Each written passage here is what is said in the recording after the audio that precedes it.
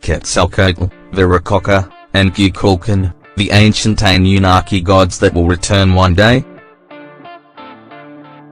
Is it possible that Quetzalcoatl, Viracocha, and Kukulkan were in fact one deity? The descriptions of all three ancient gods is especially interesting since all three deities were depicted with features not characteristic for the inhabitants of South America: white skin, a wide forehead and graying red beard and big blue eyes. Were these three Mesoamerican deities somehow connected to the ancient Anunnaki? If we take a look at ancient cultures around the globe, specifically those of the American continent, we will find stories and legends that are eerily similar. From the Aztecs, Olmecs, Maya, to the Inca and the cultures that predate them, we find evidence of gods who left Earth, promising to return one day. But who were these gods? And why are their descriptions so similar? Viracocha is the great creator god in the pre-Inca mythology. He was one of the most important deities in the Inca pantheon and seen as the creator of all things. Strangely, the ancients described Viracocha with features that were not characteristic for the inhabitants of South America.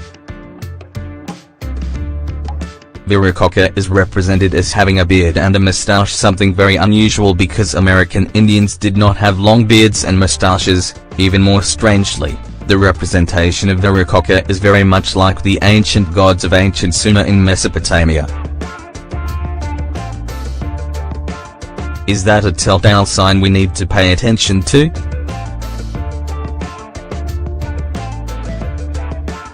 Interestingly, just as Viracocha was depicted with features unlike those of the native people of the Americas, the Aztec god Quetzalcoatl and several other deities from Central and South American pantheons were described in legends as being bearded, white-skinned, blue-eyed and relatively tall.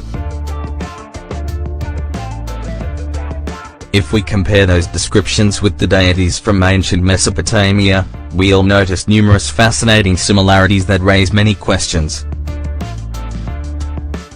The beard, once believed to be a mark of a prehistoric European influence, quickly fueled and embellished by spirits of the colonial era, and its significance in the continental insular culture of Mesoamerica.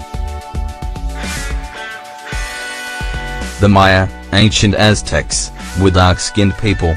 They were normally not very tall and had brown eyes. Kukulkans, Quetzalcoatls and even Viracocha were in their human representation a complete contrast, having white or silver hair, white skin, blue eyes, and were much taller than the natives. Kukulkan, just as Quetzalcoatl, had a human form as well as that of a feathered serpent. So who were these gods? Where did they come from, and more importantly, why did all of them promise to return one day? Who were Quetzalcoatl, Viracocha, and Kukulkan? If he truly were ancient Mesoamerican gods, why did ancient civilizations of the Americas describe them having white skin, a wide forehead and graying red beard and big blue eyes? Furthermore, how did the feathered serpent, aka Quetzalcoatl, reach the distant empire of the Aztecs? Where did he come from? Is it possible that Quetzalcoatl, Kukulkan, and Viracocha are in fact one god, which somehow was physically present in all ancient American cultures? And why is it that he is persistently associated, in native Mexican folklore, with the planet Venus? Is it possible that these ancient gods were in fact spacefaring travelers who came to Earth as many ancient astronaut theorists suggest? What if these gods are in fact the same deities described in ancient Mesopotamia, the ancient Anunnaki? Interestingly, if we take a look at the Codex Telluriano-Romensis, we will find descriptions of what seem to be flights of a spacecraft that performs cruises and landings to the astonishment and terror of the natives, and